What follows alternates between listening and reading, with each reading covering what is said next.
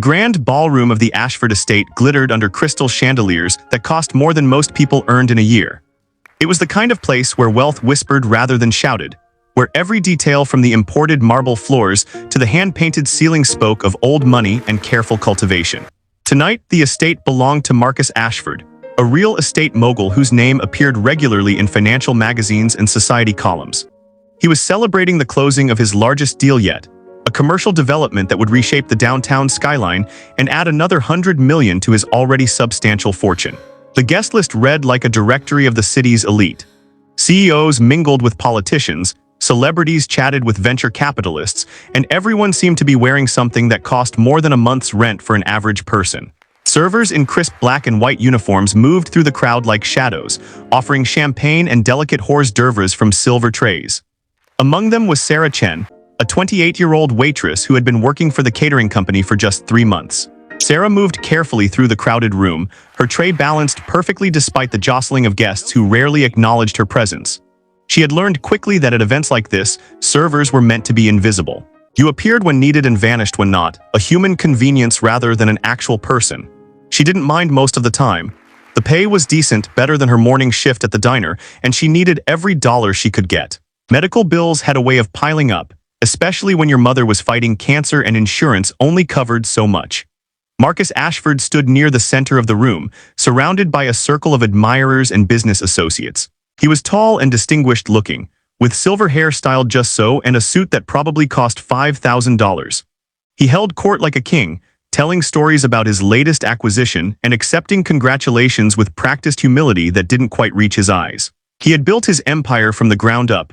He often reminded people, though he conveniently left out the part about the substantial inheritance from his father that had funded his first developments. Sarah was refilling champagne glasses near his group when it happened. A guest shifted suddenly, bumping her arm just as she was pouring. The champagne splashed, missing the glass entirely and landing on Marcus Ashford's expensive Italian leather shoes. The conversation stopped immediately. Every eye turned toward Sarah as she stood frozen, the bottle still in her hand, horror washing over her face. "I am so incredibly sorry, sir," she said quickly, setting down the bottle and reaching for the cloth napkin on her tray. "Please let me clean that up right away." Marcus looked down at his shoes, then up at Sarah, his expression hardening into something cold and cruel. The room had gone quiet enough that everyone nearby could hear what came next. "Do you have any idea how much these shoes cost?" he asked, his voice dripping with contempt. "Of course you don't. How could you? You probably make in a month what I spent on these in an afternoon." Sarah's face flushed red as she knelt down, trying to blot the champagne from his shoes. "Sir, I'm truly sorry. Someone bumped my arm and I lost control of the pour. It was an accident." "An accident?" Marcus repeated, looking around at his guests as if inviting them to share in his amusement. "That's what people like you always say, isn't it? An accident. No accountability, no standards. This is exactly why you're serving drinks while others are making real contributions to society." A few nervous laughs rippled through the crowd. Some guests looked uncomfortable but said nothing. Standing up to Marcus Ashford wasn't something people did if they valued their business relationships or social standing. Sarah stood up slowly, her hands trembling slightly. She kept her eyes down, professional training warring with the burning humiliation she felt. "I take full responsibility, sir. I'll speak to my supervisor about covering the cleaning costs." "Cleaning." Marcus laughed, a harsh sound without warmth. "These are ruined. But I suppose someone in your position wouldn't understand the difference between cleaning and replacement. Tell me, what exactly were you doing before you became a waitress? Or is this the peak of your ambition?" The cruelty in his voice made several guests shift uncomfortably. One woman in a designer dress looked like she wanted to say something, but her husband caught her eye and shook his head slightly. No one intervened. Sarah finally looked up, meeting Marcus's eyes for just a moment. Something flickered there, a flash of pain and anger and dignity all mixed together before she lowered her gaze again. "I should get back to work, sir. Again, my sincere apologies." She picked up her tray with as much grace as she could manage and walked away, feeling the weight of dozens of eyes on her back. Behind her, Marcus had already returned to his conversation, dismissing the incident as completely as he had dismissed her. The party flowed on, the awkward moment already fading for everyone except Sarah, who retreated to the kitchen area with her cheeks still burning and her pride in tatters. What none of them knew, what Marcus Ashford in his arrogance could never have guessed, was that Sarah Chen had a story of her own. And before the night was over, that story would change everything. In the kitchen, Sarah leaned against the stainless steel counter and took a deep breath. Her supervisor, A kind woman named Gloria, who had been in the catering business for 20 years, appeared beside her with a concerned expression. "I saw what happened out there," Gloria said quietly. "That man is a piece of work. You okay?" Sarah nodded, not trusting her voice for a moment. She blinked back the tears that threatened to form, refusing to let Marcus Ashford have the satisfaction of making her cry, even though he would never see it. "I'm fine, just embarrassed. Someone bumped me and the champagne went everywhere." "I know, honey," Gloria said, patting her shoulder. "It wasn't your fault, but men like that, they don't care about fault. They just care about having someone to look down on, makes them feel bigger." She paused, studying Sarah's face. "You sure you're all right to go back out there?" "I need this job," Sarah said simply. "Mom's treatment costs aren't getting any smaller. I can handle a little humiliation if it means I can pay the bills." Gloria squeezed her arm gently. "You're stronger than most people in that room, don't you forget it." Sarah managed a small smile and picked up a fresh tray. She returned to the ballroom, determined to finish her shift with professionalism intact. She moved through different sections of the room, carefully avoiding the area where Marcus held court. She could still hear his voice occasionally, loud and self-assured, telling another story about his business prowess or making another joke at someone else's expense. The evening wore on and the crowd grew louder as champagne continued to flow. Sarah's feet ached in her sensible black shoes and her face hurt from maintaining a pleasant neutral expression. She had perfected the art of being present but invisible, there but not there, a skill that served her well in moments like these. Around 9 o'clock, Marcus Ashford climbed the 3 steps to the raised platform at one end of the ballroom, where a magnificent Steinway grand piano sat like a piece of art. He tapped a fork against his champagne glass, calling for attention. The crowd quieted and turned toward him. "Ladies and gentlemen, thank you all for celebrating with me tonight," he began, his voice carrying easily across the room. "This deal represents not just a business success, but a vision for our city's future. A vision that takes intelligence, dedication, and, let's be honest, a certain level of sophistication to achieve." More self-congratulation followed, peppered with humble-sounding statements that were anything but humble. Sarah continued circulating with her tray, half listening to the speech she had heard variations of at a dozen other high society events. "Now I know many of you have heard me play," Marcus continued, gesturing toward the piano. "And I thought it would be fitting to share a piece tonight. Music, like business, requires discipline and natural talent. Not everyone has what it takes." He sat down at the piano bench and launched into a classical piece that Sarah recognized as Chopin. He played competently, hitting the right notes with mechanical precision, but without any real feeling or soul. The guests applauded politely when he finished, offering the kind of praise people give when someone wealthy displays even moderate skill at something. Marcus stood and bowed slightly, clearly pleased with himself. "The piano has always been a passion of mine," he said. "Of course, it takes years of expensive lessons and a certain level of culture to truly appreciate classical music. It's not for everyone." His eyes swept the room and landed, seemingly by accident but perhaps not, on Sarah. She was standing near the edge of the crowd, her empty tray held against her side. For a moment their eyes met and something cruel flickered in his expression. "In fact," he said, his voice taking on that mocking tone from earlier, "I bet most of the service staff here tonight wouldn't know Chopin from chopsticks." A few uncomfortable laughs rippled through the audience. No offense intended, of course. We all have our place in the world. Some of us create beauty, others serve champagne. Both necessary, I suppose. The insult was clear, even wrapped in false politeness. Sarah felt her face flush again, but she held her ground, refusing to look away or show weakness. Marcus smiled, satisfied that he had landed his barb, and stepped away from the piano. "Anyone else want to try their hand?" he asked the crowd, though the question was clearly rhetorical. "No? Well, I suppose true talent is rare." The party began to flow back into conversation and movement. Sarah stood very still, her heart pounding.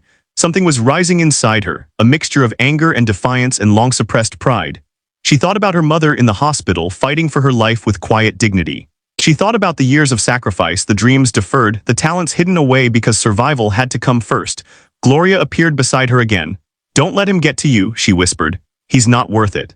But Sarah was already moving, walking toward the piano before she could talk herself out of it. Her hands were steady now, steadier than they had been all night. She set her tray down on a nearby table and continued forward, each step feeling both terrifying and absolutely right. The room didn't notice her at first. Sarah was just another server moving through the space, part of the background noise of the event. But as she climbed the 3 steps to the platform and approached the piano, conversations began to falter and fade. Marcus Ashford, who had moved back to his circle of admirers, turned to see what was causing the disturbance. His eyes widened slightly when he saw Sarah standing beside the Steinway. "Excuse me," he called out, his voice sharp with annoyance. The piano is not for the staff. You need to return to your duties. Sarah looked at him across the now silent ballroom. Every guest had turned to watch, their expressions ranging from curious to scandalized to uncomfortable. She could feel Gloria's worried gaze from the kitchen entrance. She could feel the weight of every assumption these people had made about her from the moment she walked in wearing a server's uniform. "I would like to play something," Sarah said, her voice quieter than Marcus's but clear enough to carry. "If you don't mind." Marcus laughed, that same harsh sound from earlier. "If I don't mind. This is my piano in my house at my party, and yes, I do mind. This instrument is worth more than you make in a year. I'm not having untrained hands damaging it." "I'll be careful," Sarah said simply. She sat down at the bench before he could object further, her posture straight, her hands hovering over the keys in a position that spoke of long training. "This is ridiculous," Marcus sputtered, starting toward the platform. "Security, please escort this woman back to the kitchen." But before security could move, before anyone could stop her, Sarah's fingers touched the keys. The first notes of Rachmaninoff's Piano Concerto No. 2 filled the ballroom, and the entire room froze. It wasn't the simple melody that Marcus had played. This was something else entirely. Sarah's hands moved across the keys with fluid grace, her fingers dancing through the complex passages with breathtaking precision. But more than that, there was emotion pouring from the piano, a depth of feeling that transformed the notes into something transcendent. The music swelled and fell, thundered and whispered, telling a story of struggle and beauty and unbreakable spirit. Marcus stood frozen halfway to the platform, his mouth slightly open. The guests stared in absolute silence, champagne glasses forgotten in their hands. This wasn't competent playing. This was mastery. This was the kind of talent that made professional musicians weep and audiences hold their breath. Sarah's eyes were closed now, lost in the music. Her whole body moved with the piece, swaying gently, her face reflecting every emotion the composition demanded. This was not someone who had taken a few expensive lessons. This was someone who had devoted their life to music, who understood it in their bones and blood. The concerto built to its powerful crescendo, and Sarah's hands flew across the keys with impossible speed and accuracy, drawing out every ounce of passion the piece contained. Then gradually it softened, becoming tender and achingly beautiful before the final notes faded into silence. For a long moment, nobody moved. Sarah opened her eyes and looked down at her hands on the keys, as if surprised to find herself there. Then the applause started, tentative at first, then building into something thunderous. Guests were clapping with genuine enthusiasm, some with tears in their eyes, moved by what they had just witnessed. Sarah stood up from the bench, her legs feeling shaky. She looked out at the crowd of wealthy strangers who were now seeing her, really seeing her for the first time all evening. Then her eyes found Marcus Ashford, still standing there looking stunned and pale, his earlier smugness completely evaporated. She walked down the platform steps and picked up her serving tray, her hands trembling now that the music was over and reality was crashing back in. She had just done something incredibly reckless, possibly jaw-bending, definitely crazy, but she couldn't bring herself to regret it. A woman in an elegant blue gown approached her, eyes wide with amazement.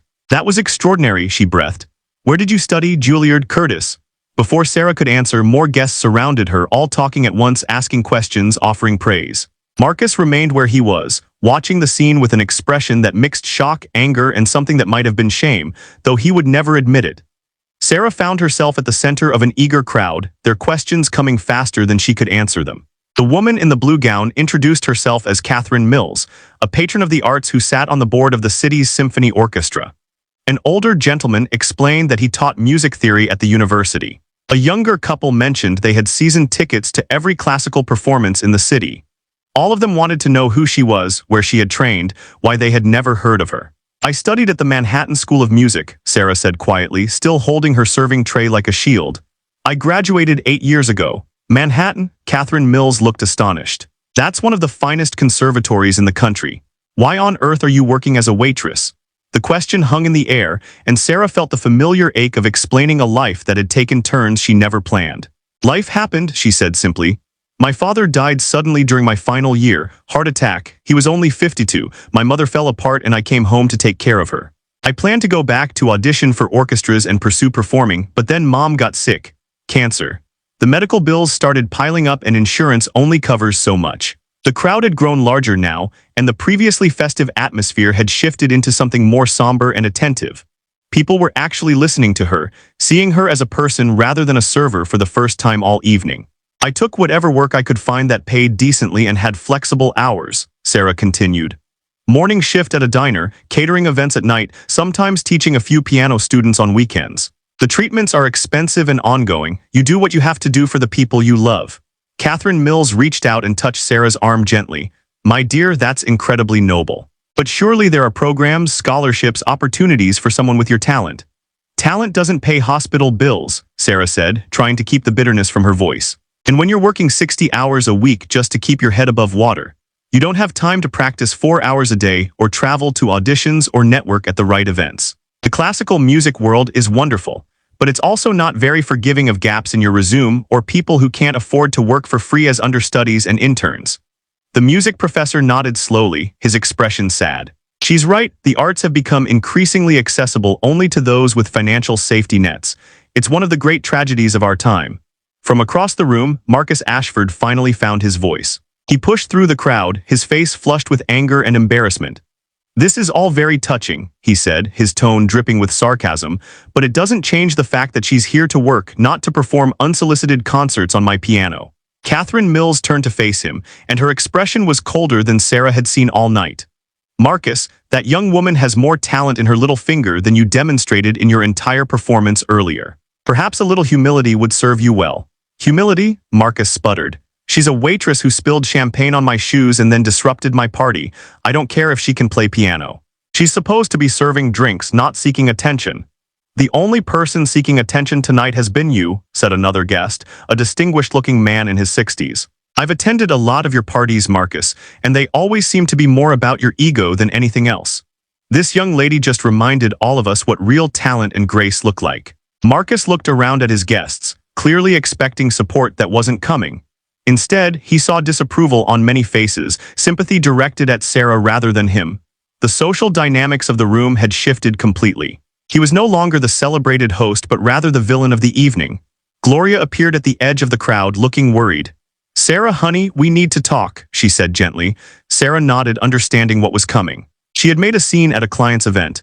No matter how justified or how much the guests had enjoyed it, the catering company couldn't afford to keep an employee who caused disruptions. I know, she said quietly. I'll get my things. Wait, Catherine Mills said firmly. She turned to Gloria. Before you do anything hasty, I'd like to speak with you and Sarah privately. Would that be possible? Gloria looked uncertain but nodded. The three women moved away from the crowd, finding a quiet corner near the kitchen entrance. Marcus watched them go, still looking angry but also diminished somehow, as if the evening had taken something essential from him. I'm sorry, Sarah said to Gloria before Catherine could speak. I know I shouldn't have done that. I just couldn't take it anymore, the way he was talking down to everyone, acting like money and status are the only things that matter. Hush, Catherine said gently. You have nothing to apologize for. Gloria, I'm prepared to hire your entire company for our symphony gala next month, but only if Sarah is part of the team. Furthermore, I'd like to discuss something else with Sarah, if she's willing to hear me out. Sarah, if she's willing to hear me out. They moved to a small private room off the main hallway where Catherine could speak without the noise of the party. Gloria excused herself to check on the other staff, leaving Sarah alone with the elegant older woman who had shown her such unexpected kindness. I mean what I said about the gala, Catherine began, settling into a chair and gesturing for Sarah to sit as well. But I want to offer you something more. The symphony has a young artist program designed to help talented musicians who face financial barriers to pursuing their careers. We provide a stipend, performance opportunities, and connections to auditions and positions. It's not a fortune, but it would be enough to cover your basic expenses while you rebuild your performing career. Sarah felt her heart race. Mrs. Mills, I appreciate that more than you can know, but I can't abandon my mother. The medical bills alone are overwhelming, and she needs someone there for her appointments and treatments. I understand, Catherine said warmly, which is why part of the program includes assistance with extraordinary circumstances. We've helped musicians dealing with family illness before. We can't pay all your mother's medical bills, but we have connections to financial counselors who can help you navigate payment plans and additional assistance programs you might not know about.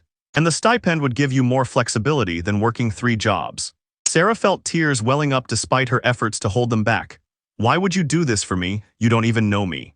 Well, it's because talent like yours is rare and precious, Catherine said simply. And because watching someone with your gift serving champagne to people who don't appreciate her is heartbreaking. Also, because I grew up poor myself. My father was a janitor and my mother cleaned houses. I know what it's like to have doors closed in your face because you don't have the right background or connections. Someone gave me a chance once and it changed my life. I've spent the last 30 years trying to pay that forward. Sarah wiped her eyes, hardly daring to believe what she was hearing. I don't know what to say. Say you'll think about it, Catherine replied. Take my card. Come meet with me next week and we'll discuss the details. No pressure, no obligations, just a conversation about possibilities. Sarah took the offered business card with shaking hands. Thank you, she managed. Thank you so much. They returned to the ballroom where the party was winding down. Marcus had retreated to a corner with a few remaining loyalists, but the energy had gone out of his celebration. Many guests made a point of stopping Sarah to tell her how much they had enjoyed her playing, to wish her well, to offer their own cards and connections. As Sarah prepared to leave at the end of her shift, she passed by Marcus one final time. He looked at her with an expression that mixed resentment and something that might have been regret. You got what you wanted, he said quietly, made me look foolish in front of my guests. Sarah paused, considering her words carefully. I didn't come here tonight wanting anything except to do my job and earn my paycheck, she said. You're the one who decided to humiliate me over an accident. You're the one who assumed that someone serving drinks couldn't possibly have value or talent or a story worth knowing. I just reminded you that every person you dismiss or look down on is a complete human being with their own struggles and gifts and dignity. Maybe that's a lesson worth learning. She walked away without waiting for his response, her head held high. Gloria met her at the service entrance with a smile. You still have your job, by the way, she said. In fact, I think you might have just become our most requested server. Apparently, Mrs. Mills told everyone she knows about you. 3 months later, Sarah stood backstage at the Symphony Hall, wearing a borrowed concert gown and waiting for her cue. Her mother was in the audience, weak from treatment but determined to be there, sitting next to Catherine Mills, who had become both mentor and friend. The Young Artist program had been everything Catherine promised and more. Sarah was practicing 4 hours a day again, her fingers remembering their old strength and grace. The financial counselor had helped restructure her mother's medical debt into manageable payments, and several charitable foundations had stepped in to help with costs. She still worked at the diner a few mornings a week because old habits died hard and she liked the routine. But now it was a choice rather than a desperate necessity. Now she was building the life she had once dreamed of, the career she had set aside out of love and duty. As she walked onto the stage and settled at the piano, Sarah thought briefly of Marcus Ashford and his party. She had heard through Catherine that he had become somewhat quieter at social gatherings, less likely to mock or belittle others. Perhaps her small act of defiance had taught him something after all, or perhaps not. Either way, it didn't matter anymore. Sarah placed her hands on the keys and began to play, pouring everything she had into the music, every struggle and sacrifice and moment of grace. The audience sat spellbound, moved by the raw emotion and technical brilliance they were witnessing.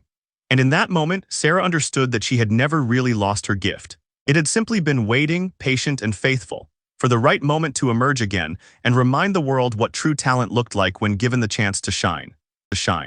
Like, share, and subscribe, don't miss it.